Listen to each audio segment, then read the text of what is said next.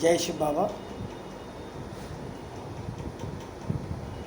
बाबा कहते हैं कि आत्मा निराकार है और परमात्मा वो भी निराकार है। जब आत्मा निराकार परमात्मा निराकार को अहरनिश निरंतर याद रखेगी तो कर्मातीत अवस्था बन जाएगी।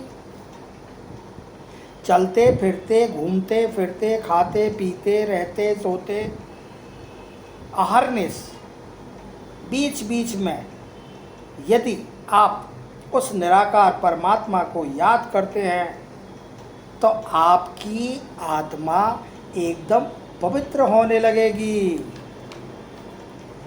और जो शरीर की सारी कर्मेंद्रियां हैं वो आपके कंट्रोल में आपके हुक्म में हर समय हाजिर रहेंगी। क्योंकि वो एकदम शीतल ठंडी मुलायम शुद्ध पवित्र हो जाएगी।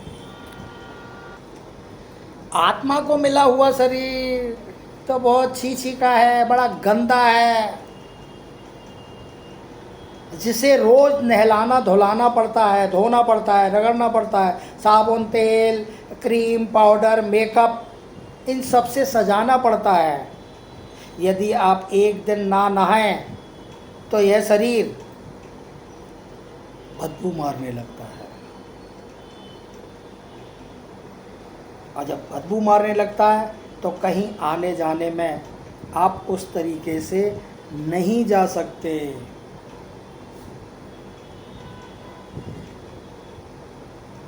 आप याद की यात्रा में रहें, चलते फिरते उठते बैठते अगर परमपिता परमेश्वर निराकार स्वरूप को याद रखते हैं तो आपके जो शरीर से होने वाले जन्म जन्मांतर के जो पाप हैं वो भी धीरे धीरे कम होने चालू हो जाते हैं, कटना चालू हो जाएंगे और अंग अंग ये जो शरीर का अंग है एकदम प्रफुल्लित, एक नशे में, एक खुशी के नशे में। कहते हैं ना खुशी की खुराक बहुत अच्छी होती है, तो खुशी के नशे में झूमने लगता है। अंग अंग खुशबूदार पुष्प की तरह, कमल पुष्प की तरह दिखने लगता है। आज मनुष्य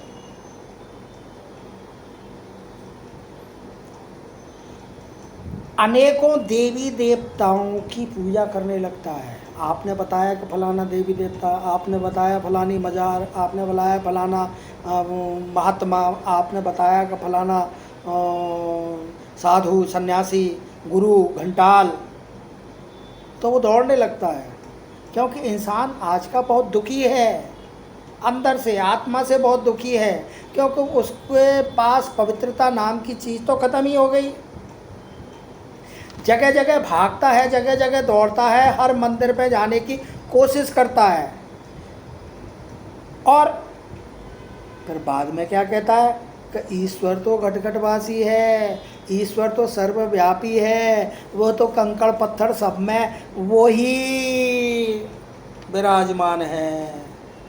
यदि सर्वव्यापी होता तो मनुष्य आज इतना आपस में लड़ता नहीं, झगड़ता नहीं, अपने आप को ऊंचा दिखाने के लिए बाजी नहीं लगाता, हर पूजा स्थल पर कर्म स्थलों पर उसकी पूजा नहीं करता। सर्वव्यापी क्या है? सर्वव्यापी है ये 5 विकार, काम क्रोध लोभ मोह अहंकार, जिसमें काम महाशत्रु है।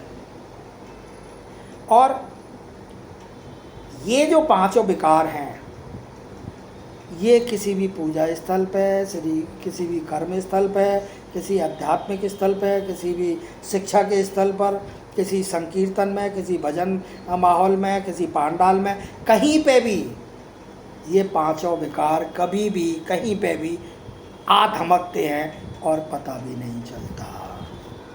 तो सर्वव्यापी ईश्वर नहीं, सर्वव्यापी ये 5 विकार है। तभी तो कहते हैं कि आज की डेट में कोई भी मनुष्य पवित्रता नहीं है, क्योंकि सबसे पहले तो सब भ्रष्ट तरीके से पैदा हुए। कुख वंशावली है ना, कोख से पैदा हुए हैं, गंदे तरीके से हुए हैं, सहवास करने से हुए हैं, गंदी नज़र डाल के जब प्यार किया है, जब वासना की है, तब पैदा हुए हैं। तो पवित्रता होने की तो कहीं कोई बात ही नहीं है कि मनुष्य पवित्र हो, तो पवित्र पैदा हुआ कि वो पवित्र पैदा होने के बाद भी पवित्र रहा हो। आत्मा जब आती है तो वो पवित्र जरूर आती है, और जब शरीर से बाहर निकल के आता है, कोख से जब बाहर निकल के आता है मनुष्य, और जो देह के सगे संबंध जो उससे जुड़ जाते हैं, तब वो पतित होने लगता है। जैसे कहते हैं ना कि शेरनी के दूध को रखने के लिए सोने का ही बर्तन चाहिए। क्योंकि अगर सोने का बर्तन शुद्ध पवित्र सोने का बर्तन नहीं हुआ तो शेरनी का दूध नहीं ठहर सकता। इसीलिए ये जो ज्ञान की बातें हैं, ये जो परमार्थ की बातें हैं, जो पुरुषार्थ की बातें हैं, उनको भी ठहरने के लिए बृहद बुद्धि चाहिए, विशाल बुद्धि चाहिए, शुद्ध बुद्धि चाहिए, कर्मातीत अवस्था चाहिए। भक्ति में तो बीती हुई बातों की बहुत कहानियाँ सुना देते हैं, उनमें मन भी लग जाता है, लेकिन ज्ञान की बातें सुनने में मन नहीं लगता, उबाकी आने लगती है, समझ में नहीं आता। क्योंकि इस माइंड में, इस दिमाग में अभी तक जो प्राप्त किया है वो व्यर्थ प्राप्त किया है। अब आप यदि इस माइंड को, दिमाग को